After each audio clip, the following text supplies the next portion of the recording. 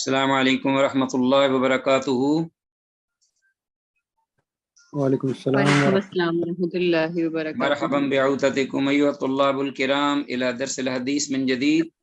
وحیاکم اللہ واکرمکم اللہ وزادکم اللہ شرفا وعزا۔ رب زدنی علما، رب اشرح لی صدری ویسر لی امری واحلل عقدۃ من لسانی یفقهوا قولی۔ رب یسر ولا تعسر وتمم بالخیر، رب سهل ویسر ولا تعسر علینا یا میسر کل عسیر۔ اللهم إنا نسألك علما نافعا وعملا متقبلا ورزقا طيبا۔ اللهم إنا نعوذ بك من علم لا ينفعنا، اللهم انفعنا بما علمتنا وعلمنا ما ينفعنا وزدنا علما۔ رب اغفر وارحم وانت خیر الراحمین۔ عزیز طلبہ، اللہ کے فضل و کرم اور اس کی توفیق سے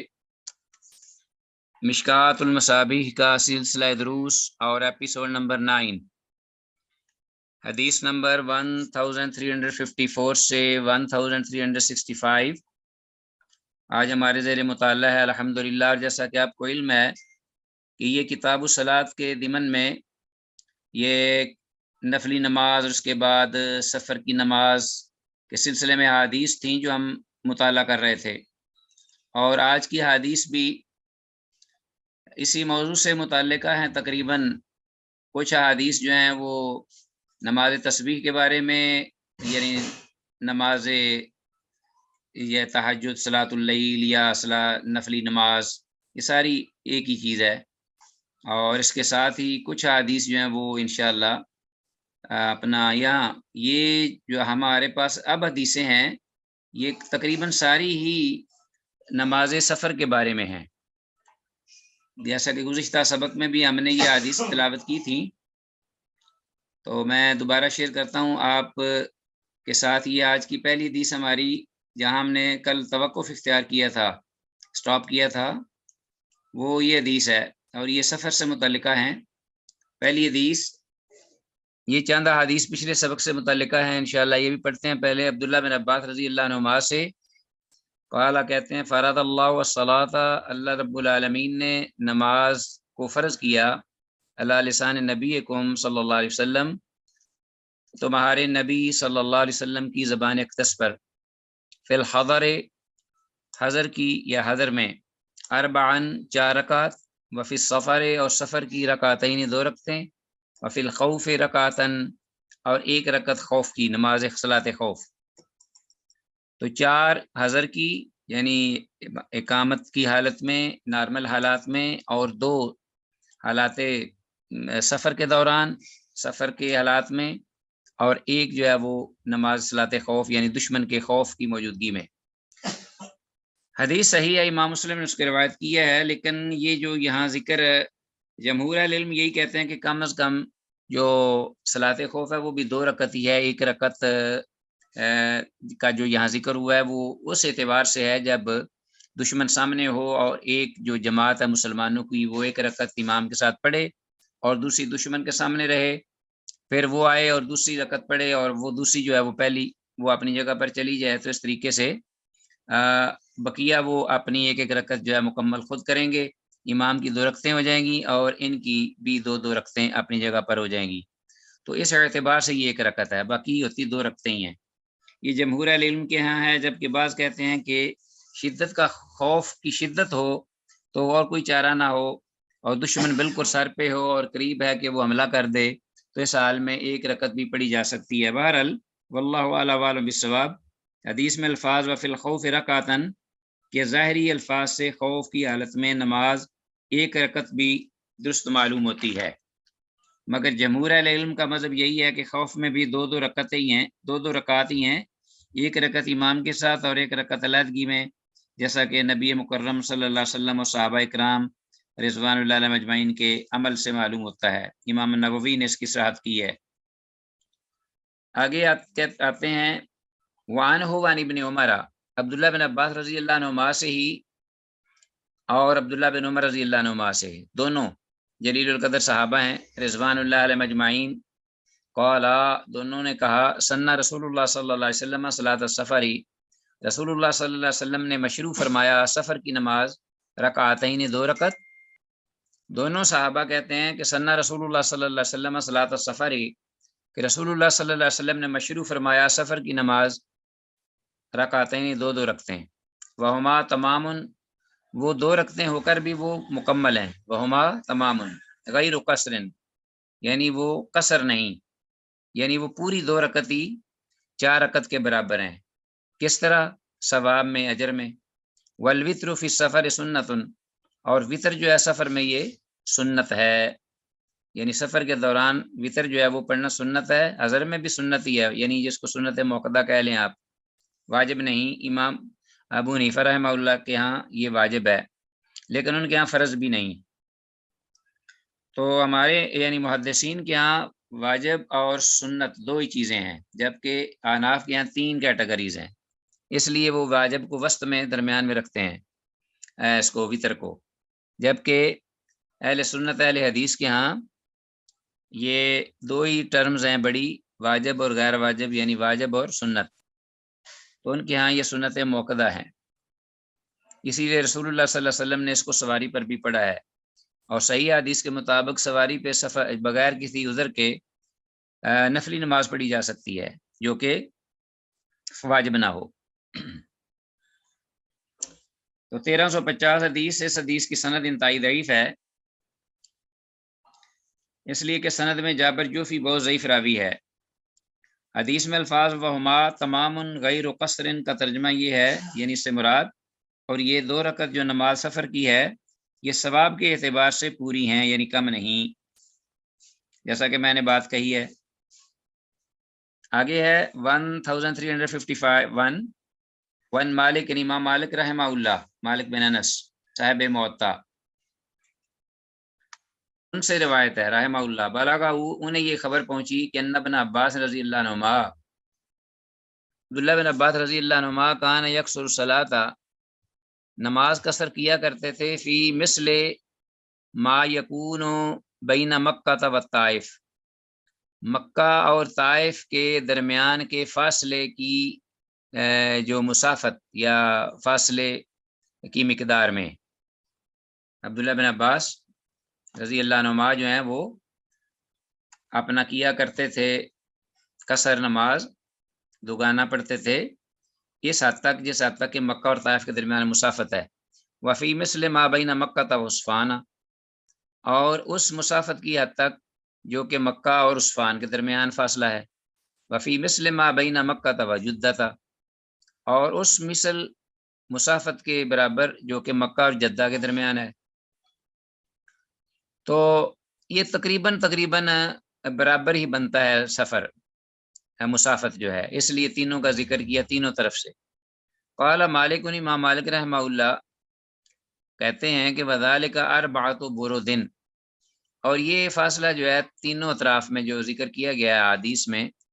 یہ تقریباً 4 برد بنتا ہے، رواه فی الموطا، اور انہوں نے اس کو اپنی موطا میں روایت کیا ہے اس حدیث کو۔ اب 4 برد کتنے بنتے ہیں؟ یہ تقریباً 4 برد جو ہیں یہ 48 میل بنتے ہیں، 48 میل، اس لیے کہ یہ جو ایک برد ہے اس میں 4 فرسخ ہوتے ہیں۔ ایک برد جو ہے ذہن میں رکھیے گا، کیپ ان یور مائنڈ، ایک برد میں 4 فرسخ اور ایک فرسخ میں 3 میل، ٹھیک ہو گیا جی؟ تو اس طرح یہ کیا بنتا ہے، ایک برد جو ہے یہ 4 فرسخ کا اور ایک فرسخ 3 میل کا، تو 12 چوک یہ 48 میل یعنی بن گیا 48 میل، ٹھیک ہو گیا جی؟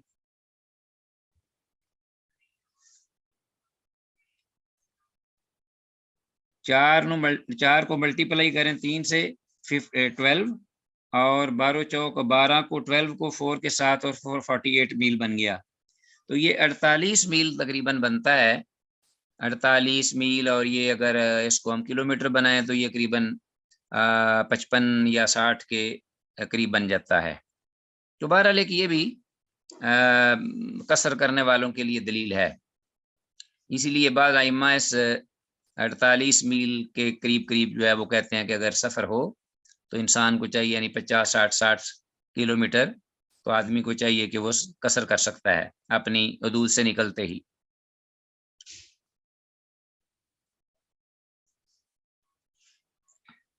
آگے ہمارے پاس حدیث 1352 عن البراء بن عازب رضی اللہ عنہ سے روایت قال کہتے ہیں صاحب تو رسول اللہ صلی اللہ علیہ وسلم 18 سفرا کہ میں نے صحبت اختیار کی، یعنی میں ساتھ رہا، مصاحبت اختیار کی، رسول اللہ صلی اللہ علیہ وسلم کی رفاقت اختیار فرمائی، رفاقت اختیار کی اللہ کے رسول صلی اللہ علیہ وسلم کی 18 سفرا 18 اسفار میں، 18 سفروں میں، فما رہی تو تارا کا رکعتین نے، تو میں نے نہیں دیکھا آپ کو کہ آپ نے چھوڑی ہوں 2 رکعتیں اذا زاغت الشمس قبل الظہر، جب سورج ڈھل جاتا ہے ظہر سے پہلے، تو آپ نے کبھی وہ 2 رکعتیں چھوڑی ہوں سفر میں بھی، میں نے نہیں آپ کو دیکھا۔ تو گویا آپ کبھی کبھار اسفار میں بھی یہ جو سنن رواتب ہیں، گویا کہ یہ وہی 2 سنتیں ہیں جو زور سے پہلے پڑھی جاتی ہیں زوال کے بعد، جب زور کا ٹائم شروع ہو جاتا ہے، یہ وہ 2 رکھتے ہیں۔ رواه ابو داود و ترمذی، امام ابو داود امام ترمذی نے سے روایت کیا ہے، وقال ھذا حدیث غریب، اور کہا ہے کہ یہ حدیث غریب ہے، لیکن تحقیق پر یہ حدیث اسناد کے اعتبار سے حسن ہے، صحیح ہے۔ ٹھیک ہے جی، تو بہرحال اس حدیث کی سند میں ایک مجہول راوی بھی ہے، مگر بعض دیگر محققین میں سے جس نے کہا کہ یہ حدیث حسن ہے، واللہ اعلم، بعض محققین کے نزدیک یہ حسن ہے، اور بعض کہتے ہیں کہ اس کی سند میں ایک مجہول راوی ہے۔ بہرحال اگر ہم کہیں بھی تو حرج کوئی نہیں کہ اگر سفر میں کبھی کبھار آدمی جو ہے وہ ہمیشگی نہ کرے، تو سنن رواتب میں سے ظہر کی اس سنت کے مطابق یا اس حدیث کو سامنے رکھتے ہوئے زوال کے بعد فوراً ظہر کا ٹائم شروع ہوتے ہی 2 رکعت پڑھ لے، لا باس بہ، واللہ اعلم۔ ظہر کی نماز سے قبل کی حدیث میں 2 رکعت سنن رواتب بھی ہو سکتی ہیں، جیسا کہ میں نے بات کہی ہے۔ اور 1353 آگے حدیث ہمارے پاس آ گئی ہے،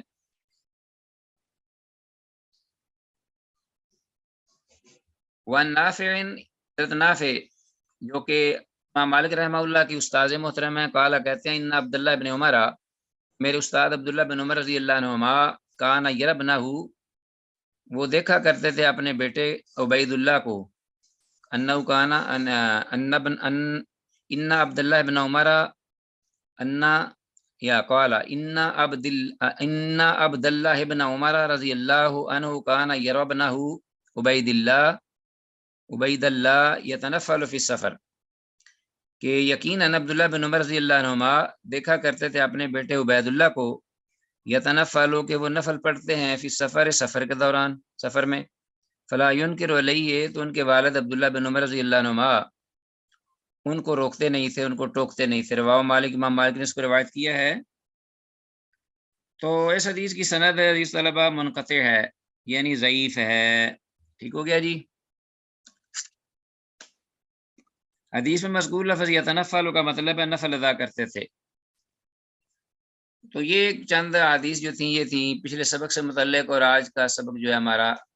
میں چاہتا ہوں کہ ایک دفعہ پھر ٹائٹل اس کا آپ کے سامنے شو کروں تاکہ آپ کو پتہ چلے کہ آج کی جو حدیث ہیں آج کے سبق کے حوالے سے وہ کون سی ہیں ہمارے پاس۔ وہ یہ ہمارا سبق ایپیسوڈ نمبر 9، 1354 تا 1365۔ تو آتے ہیں اس کی طرف۔ حدیث ہماری پہلے آج کے سبق کے حوالے سے 1354، موضوع یہی ہے حدیث کا، اور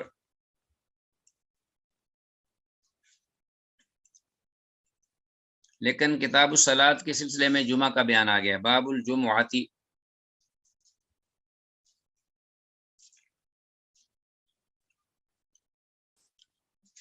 جمعہ، باب الجمعہ، من یوم الجمعۃ فاسعوا الی ذکر اللہ اذا نودی یا ایھا الذین آمنوا اذا نودی للصلاۃ من یوم الجمعۃ فاسعوا الی ذکر اللہ وذروا البیع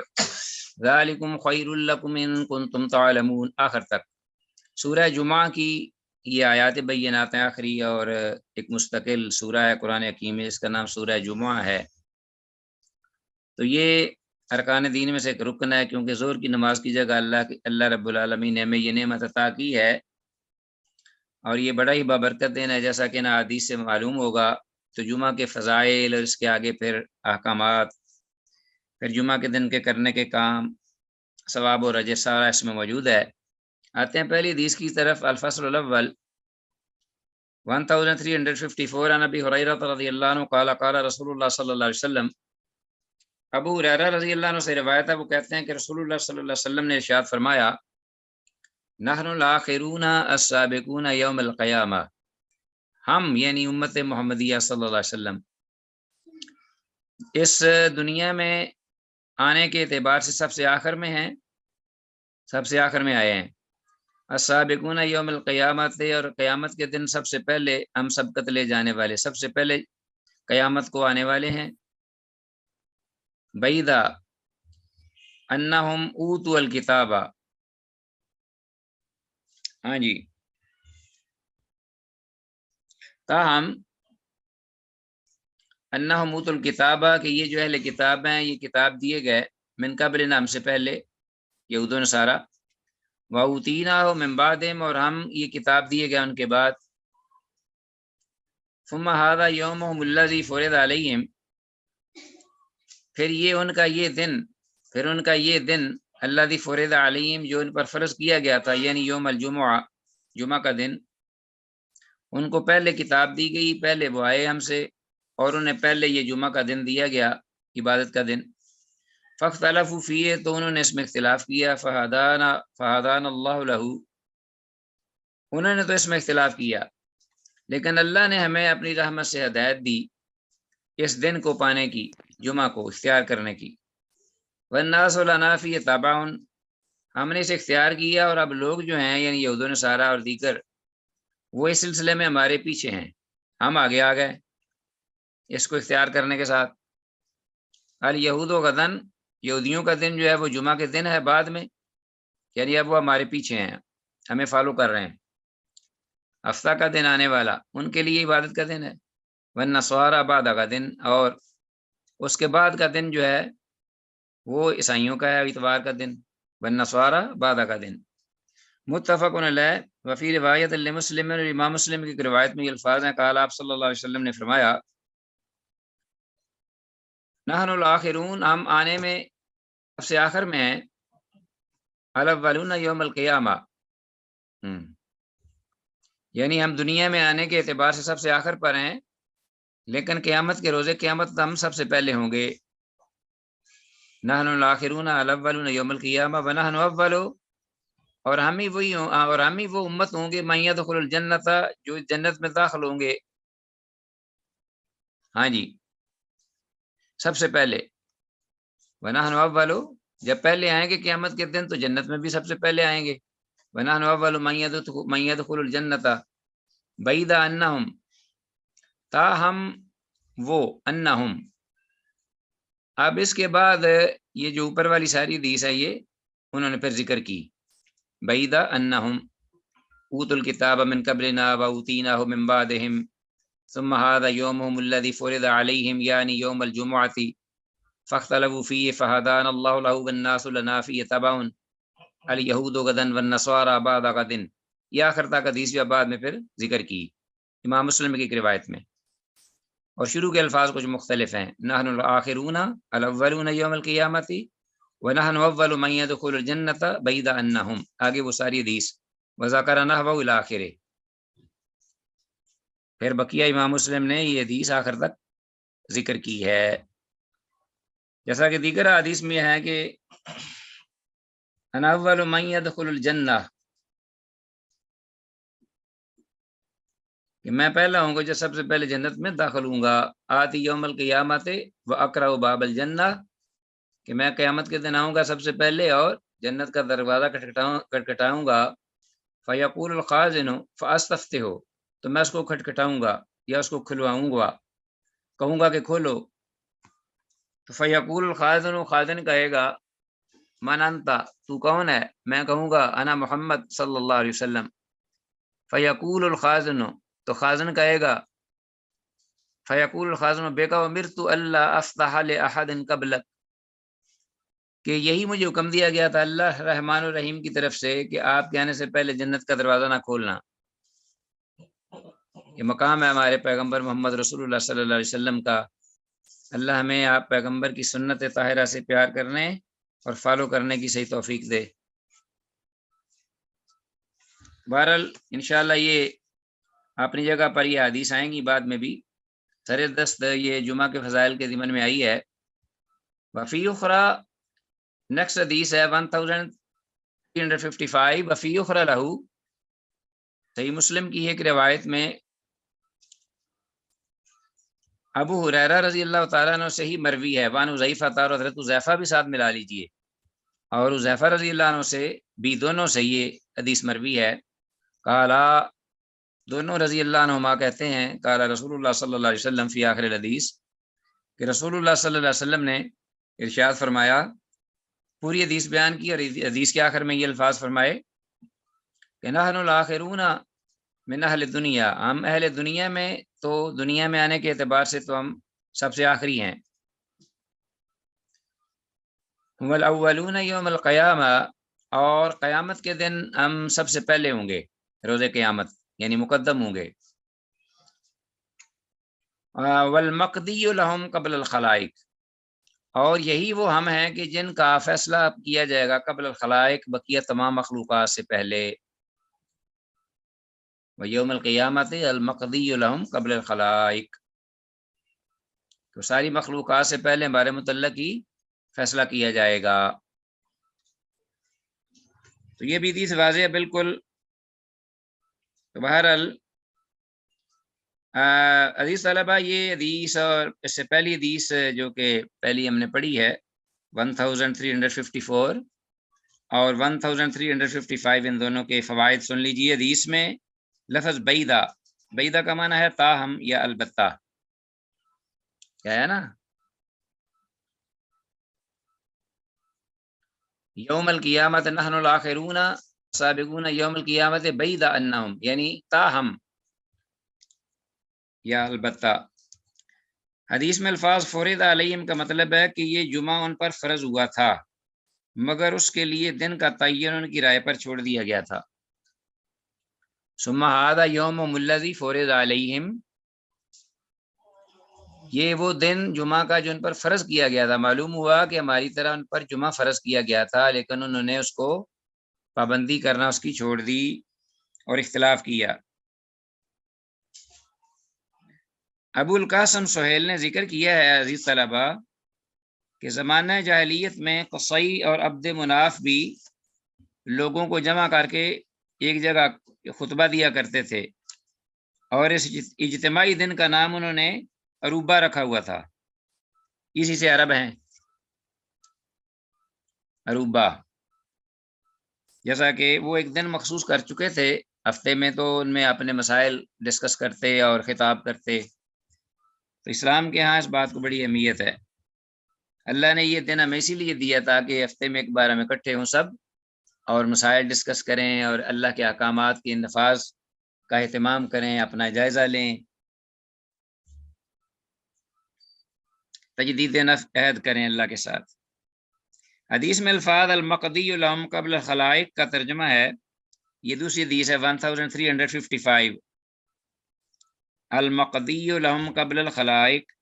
اس کو انڈر لائن کیجئے، اور ساری مخلوق سے پہلے جن کا فیصلہ ہوگا وہ ہم ہوں گے، یہ معنی ہے اس کا۔ آگے آتے ہیں، حدیث ہے ہمارے پاس 1356، ابو ہریرہ رضی اللہ عنہ سے قال قال رسول اللہ صلی اللہ علیہ وسلم، وہ کہتے ہیں کہ رسول اللہ صلی اللہ علیہ وسلم نے ارشاد فرمایا، خیر یوم طلعت علیہ الشمس یوم الجمعہ، یہ سب سے بہتر دن جس پر سورج طلوع ہوتا ہے وہ جمعہ کا دن ہے، فیہ خلق آدم، اسی میں آدم علیہ السلام کو پیدا کیا گیا، وفیہ ادخل الجنت، اور اسی دن انہیں جنت میں داخل کیا گیا، وفیہ اخرج منہا، اور اسی دن انہیں اس جنت سے نکالا گیا، ولا تقوم الساعۃ الا فی یوم الجمعۃ، اور نہیں قائم ہوگی قیامت مگر جمعہ کے دن ہی، رواہ مسلم، امام مسلم نے اس کو روایت کیا ہے۔ حدیث مسلم صحیح ہے اور بڑی معروف ہے۔ مطلب یہ ہے کہ بڑے بڑے سارے کام انقلابی قسم کے جمعہ کے دن ہوں گے اور ہوئے ہیں، خواہ وہ فضیلت والے ہوں یا فضیلت سے ہٹ کر ہوں، بڑے بڑے واقعات اور حوادثات، اور یہ ذکر اس لیے کیا گیا کہ لوگ اس میں ہر دم نیکی کے لیے تیار رہیں، ہر وقت چوکنے رہیں اور ہوشیار رہیں کہ قیامت کا دن بھی اسی دن ہوگا۔ اسی طرح ابو ہریرہ رضی اللہ عنہ سے ہی روایت ہے وان قال قال رسول اللہ صلی اللہ علیہ وسلم ان فی الجمعۃ لساعۃ، یقیناً جمعہ کے دن ایک ایسی گھڑی ہے لا یوافقها عبد مسلم، کہ نہیں موافقت کرتا اس کی کوئی مسلمان بندہ، یسأل اللہ فیہا، کہ اس میں اللہ تعالیٰ سے کوئی چیز مانگتا ہو، خیرن، بلائی کی، بہتری کی، نیکی کی، الا عطاہ ایاہ، مگر اللہ اس کو عطا کر دیتا ہے۔ متفق علیہ وزاد مسلم، امام مسلم نے زیادہ کیا ہے یہ الفاظ اس روایت میں زیادہ کیے ہیں، قالا، کہ آپ نے فرمایا وَهِيَ سَاعَةٌ خَفِيفَةٌ، اور یہ گھڑی بہت ہی ہلکی ہے، چھوٹی معمولی۔ وفی روایت اللہما، اور صحیح بخاری اور صحیح مسلم کی دونوں روایات، دونوں کی روایت میں، دونوں کی ایک روایت میں یہ الفاظ بھی ہیں کہ آپ صلی اللہ علیہ وسلم نے فرمایا قال ان فی الجمعۃ لساعۃ،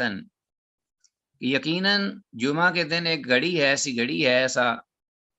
وقفہ ہے، یعنی وقت، ٹائم، لا یوافقها مسلم، کہ نہیں موافقت کرتا کوئی بھی مسلمان اس کی، قائم یصلی، جو کہ کھڑا ہوا نماز پڑھ رہا ہو، یسأل اللہ خیرا، کہ وہ اللہ سے بلائی طلب کرتا ہو، الا عطاہ ایاہ، مگر اللہ اس کو وہ عطا کر دیتا ہے۔ سبحان اللہ۔ اب یہ گھڑی کب ہے اس کا تعین نہیں ہے، پورا دن ہے، تو بعض روایات کے مطابق اس کا تعین ہوا ہے، اس میں انسان زیادہ زور لگا لے۔ 1357 میں حدیث کے الفاظ وَهِيَ سَاعَةٌ خَفِيفَةٌ میں کس بات کی جانب اشارہ ہے؟ اشارہ ہے جمعہ کے دن آنے والی اس گھڑی کی جانب جو نہایت مختصر ہے۔ حافظ ابن حجر رحمہ اللہ نے اس گھڑی کے بارے میں 42 اقوال نقل کیے ہیں، 42 اقوال، اور سب سے بڑھ کر صحیح قول کہ یہ گھڑی یا وقت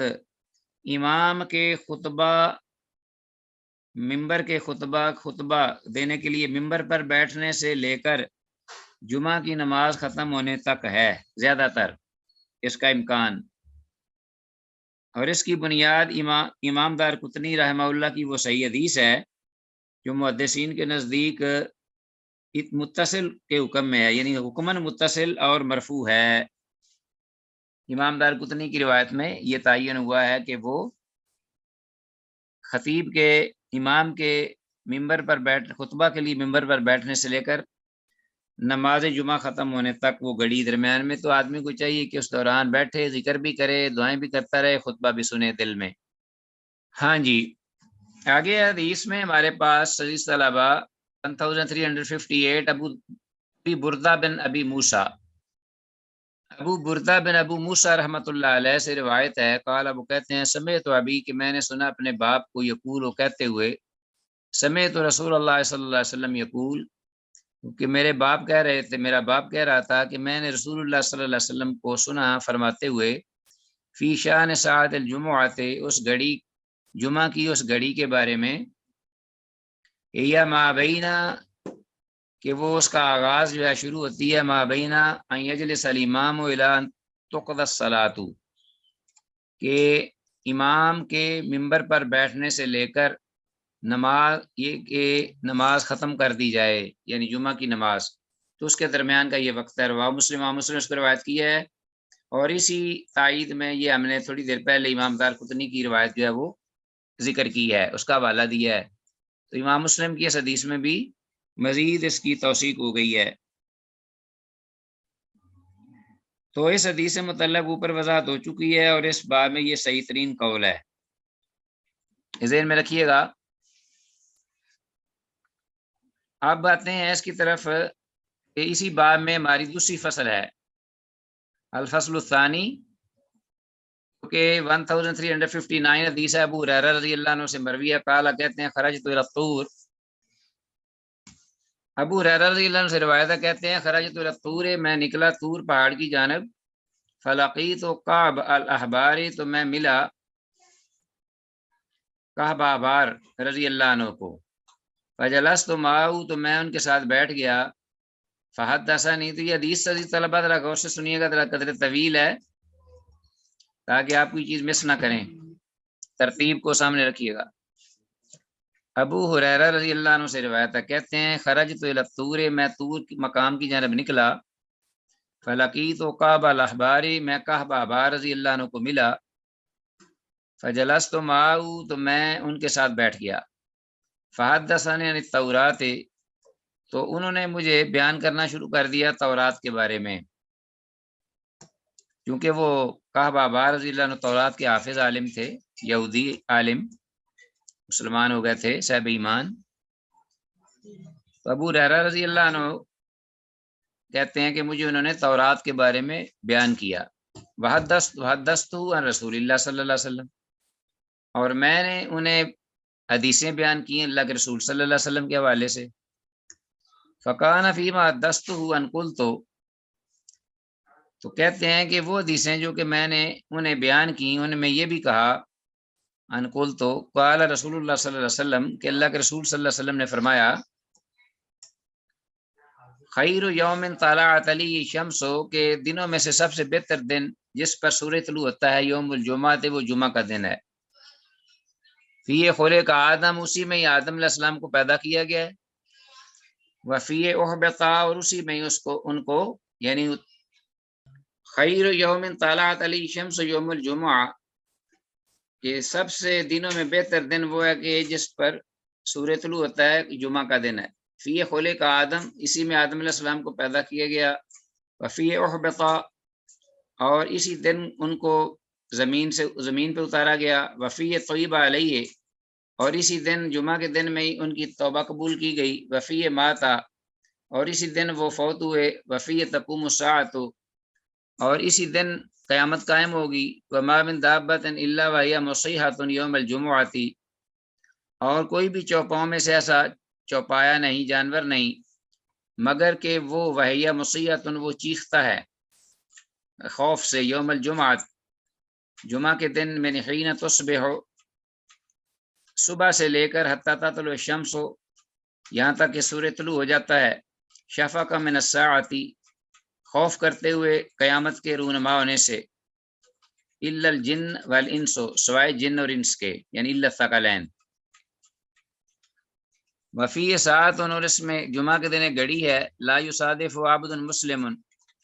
نہیں موافقت کرتا اس گھڑی کو یا پاتا کوئی مسلمان بندہ، وهو یصلی، اس حال میں کہ وہ نماز پڑھتا ہو، یسر اللہ شیئا، اور مانگتا ہو کوئی چیز اللہ سے خیر کی، الا عطاہ ایاہ، مگر اللہ اس کو وہ عطا کر دیتا ہے۔ اب یہ بات جو ابو ہریرہ رضی اللہ عنہ نے کعب احبار رضی اللہ عنہ کو بتائی، قال کعب احبار رضی اللہ عنہ نے سنا تو کہتے ہیں، ذالک فی کل سنۃ یوم، یہ پورے سال میں ایک دن ہوتا ہے، فقلت، تو میں نے کہا، بل فی کل جمعۃ، بلکہ یہ تو ہر جمعہ کے دن ہوتا ہے، ہر جمعہ کے دن کا معاملہ ہے۔ فقرأ کعب التوراۃ، تو تب کعب جو تھے رضی اللہ عنہ نے تورات کو کھولا اور پڑھنا شروع کیا، فقال، تو کہنے لگے، صدق رسول اللہ صلی اللہ علیہ وسلم، کہ اللہ کے رسول صلی اللہ علیہ وسلم نے سچ کہا ہے، یعنی انہوں نے تورات میں وہ مسئلہ دیکھ لیا اور تصدیق کی۔ قال ابو ہریرہ رضی اللہ عنہ نے کہا کہ اس کے بعد لقیت عبداللہ بن سلام، اس کے بعد میں عبداللہ بن سلام رضی اللہ عنہ کو ملا، وہ ان سے بھی بڑے تھے، یہودیوں کے عالم، فحدثتہ، تو میں نے انہیں یہ حدیث بیان کی، یہ گفتگو ان کے گوش گزار کی، فحدثتہ بمجلسی ما کعب الاحبار وما حدثتہ فی یوم الجمعۃ، تو میں نے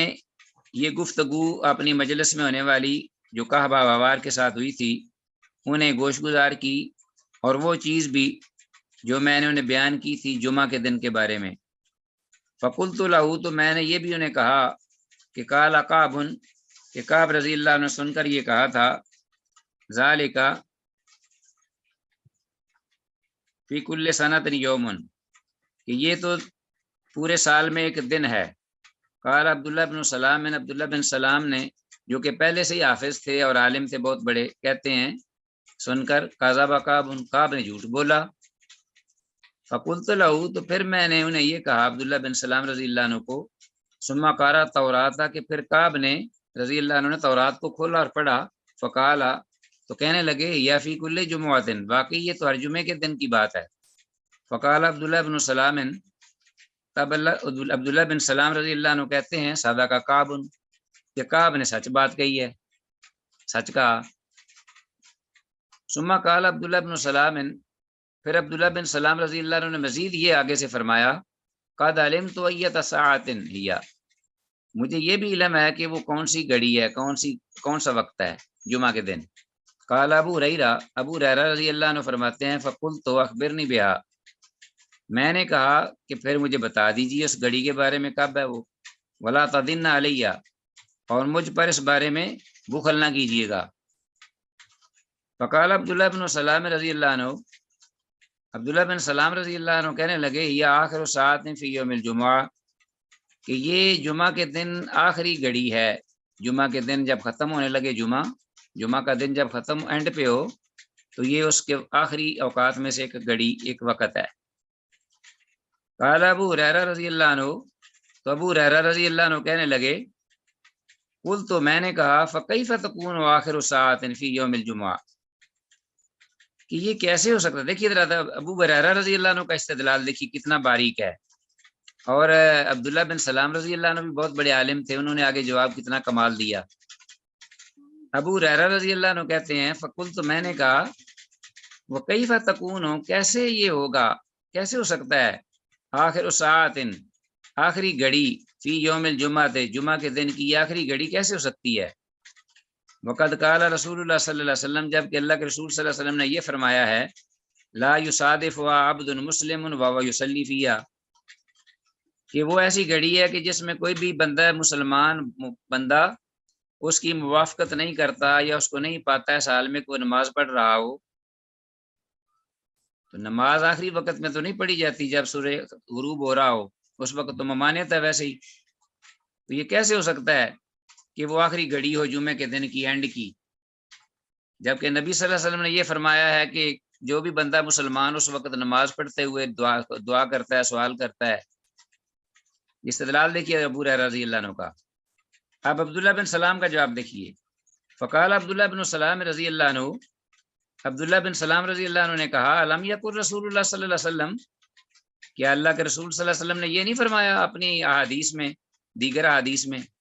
من جلس مجلسن، کہ جو شخص بیٹھتا ہے کسی جگہ پر، ینتظر الصلاۃ، نماز کا انتظار کرتے ہوئے، فہو فی صلاۃ، تو وہ ایسے ہی ہے جیسے نماز میں ہے، حتی یصلی، یہاں تک کہ وہ پوری نماز اصل پڑھ لے۔ اللہ اکبر۔ شیخ صاحب کلاس ختم ہو جائے گی، ایک چھوٹا سا سوال تھا اس سلسلے میں۔ ایک منٹ یہ ختم ہو لینے دو ذرا۔ قال ابو ہریرہ رضی اللہ عنہ، ابو ہریرہ رضی اللہ عنہ نے فرمایا فقلت، تو تب میں نے کہا بلا، ہاں کیوں نہیں، قالا، تو عبداللہ بن سلام رضی اللہ عنہ کہتے ہیں فہو ذالک، تو ایسے ہی یہ بھی حدیث میں بھی ایسے ہی ہے۔ رواہ مالک، امام مالک رحمہ اللہ نے روایت کیا اس کو، ابو داود، اور امام ابو داود نے، و ترمذی، اور امام ترمذی نے، و نسائی، اور امام نسائی نے بھی، ورواہ احمد الی قولی صدق کعب، اور امام احمد رحمہ اللہ نے اپنی مسند میں اس حدیث کو روایت کی ہے صدق کعب تک، صدق کعب اوپر ہے نا، عبداللہ بن سلام صدق کعب۔ آتے ہیں اپنے، ہاں جی، جو سوال تھا وہ بتائیے گا عزیز طلبہ، آپ کے پاس کوئی سوال ہے تو۔ شیخ صاحب میں یہ کہہ رہا تھا استدلال کے حوالے سے تو یہ جو دوسری حدیث ہے عصر کی نماز کے بعد والی، یہ زیادہ مضبوط نہیں ہے، بیکاز وہ پہلی حدیث کا جو آپ تذکرہ، اچھا دونوں ہی احادیث جو ہیں وہ صحابی ایک کہہ رہے ہیں کہ میرے والد نے سنا، میں نے اپنے والد کو بیان کرتے ہوئے سنا ہے، بلکہ جبکہ دوسری حدیث میں وہ باقاعدہ کہہ رہے ہیں رسول اللہ صلی اللہ علیہ وسلم کو بیان کرتے ہوئے انہوں نے سنا ہے۔ تو ایک تو یہ کہ فرسٹ ہینڈ خبر آ رہی ہے، دوسرے یہ کہ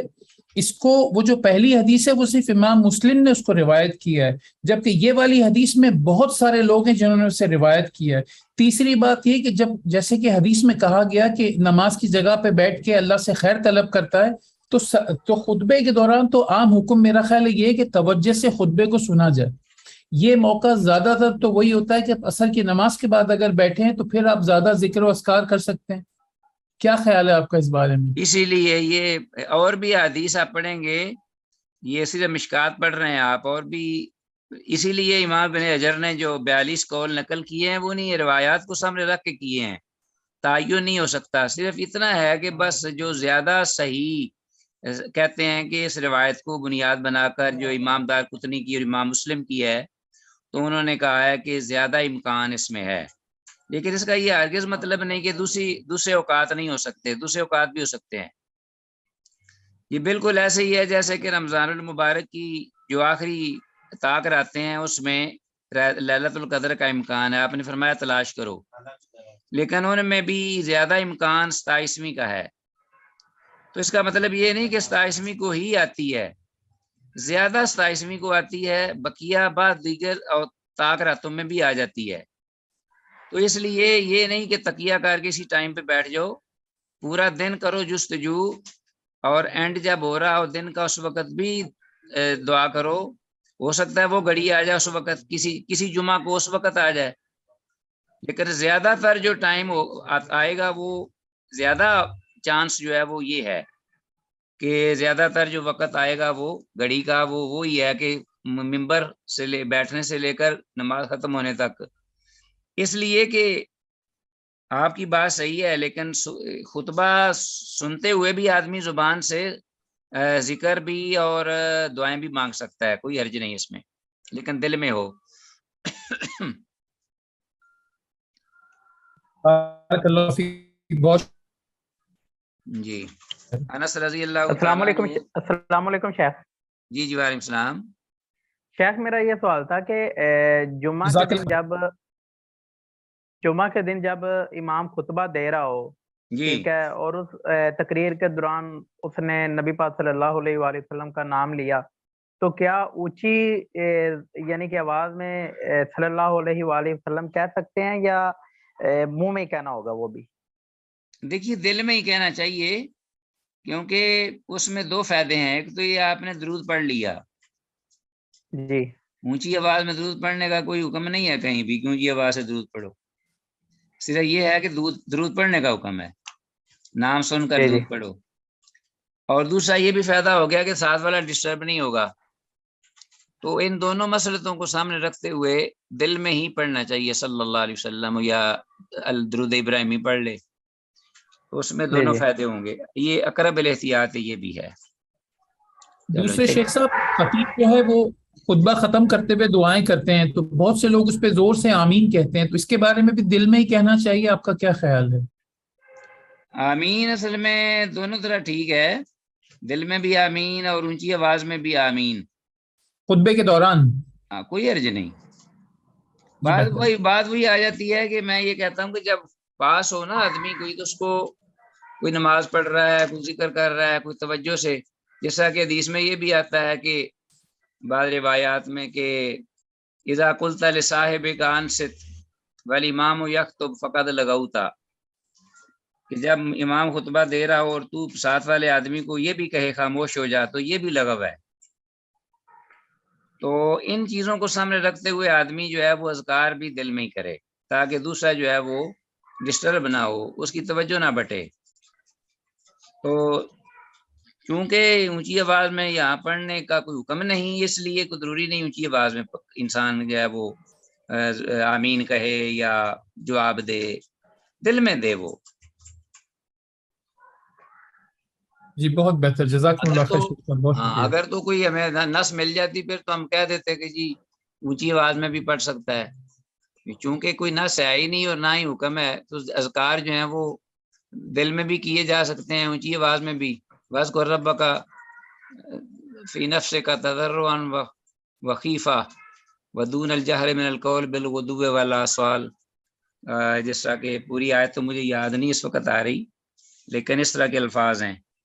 تو شیخ صاحب صبح اور شام کے اذکار جو ہیں وہ بھی دل میں کیے جا سکتے ہیں بغیر زبان سے ادا کیے ہوئے؟ دیکھیے میں تو بات وہی کروں گا نا کہ اگر کسی کے پاس بیٹھ کر رہے ہیں تو آرام تو آپ کیجئے، ان کا لحاظ کیجئے، اگر آپ اکیلے میں ہیں، دور ہیں، تنہا ہیں، تو آپ اونچی آواز میں بھی کر سکتے ہیں، کوئی حرج نہیں انشاءاللہ۔ انشاءاللہ، بارک اللہ فیک، جی سمجھ آ گیا، بہت شکریہ۔ جی جی انس رضی اللہ ایک حدیث پڑھ کے پھر بس بقیہ بند کرتے ہیں، ٹائم ہو گیا ہے۔ انس رضی اللہ عنہ سے روایت ہے قال قال رسول اللہ صلی اللہ علیہ وسلم التمسوا الساعة۔ انس بن مالک رضی اللہ عنہ سے روایت ہے، وہ کہتے ہیں کہ رسول اللہ صلی اللہ علیہ وسلم نے ارشاد فرمایا التمسوا الساعة التي ترجى في يوم الجمعة بعد، جی التمسوا الساعة تلاش کرو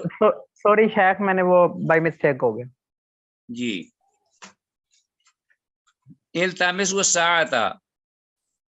تلاش کرو جستجو کرو اس گھڑی کی جس کے بارے میں ترجا امید کی جاتی ہے فی یوم الجمعہ جمعہ کے دن بعد عصر کے بعد سے لے کر الی غیبوبۃ الشمس سے سورج کے غائب ہونے تک. دیکھو یہ روایت اور آ گئی ہے، اس میں یہ ذکر ہوا ہے کہ اس کو تلاش کرو عصر کے بعد سے لے کر سورج غائب ہونے تک. تو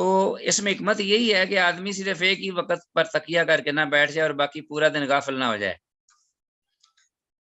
انس رضی اللہ تعالیٰ عنہ کی روایت ہے اور 1360 حدیث ہے یہ. تو یہ حدیث صحیح ہے. التمسو کا معنی ہے مشقت اور تکلیف سے، التماس کا معنی ہوتا ہے کوئی چیز جستجو اور تکلیف کے ساتھ تلاش کر کے اس کو پانا. چلیں جی آگے انشاءاللہ بقیہ حدیثیں بعد میں پڑھیں گے، اور اسی پر ہم اکتفا کرتے ہوئے اللہ کی بارگاہ میں دعا کرتے ہیں جو کچھ کہا سنا اللہ تعالیٰ اس پر عمل کی توفیق دے. ھذا ما عندی واللہ اعلم بالصواب. السلام علیکم ورحمۃ اللہ وبرکاتہ.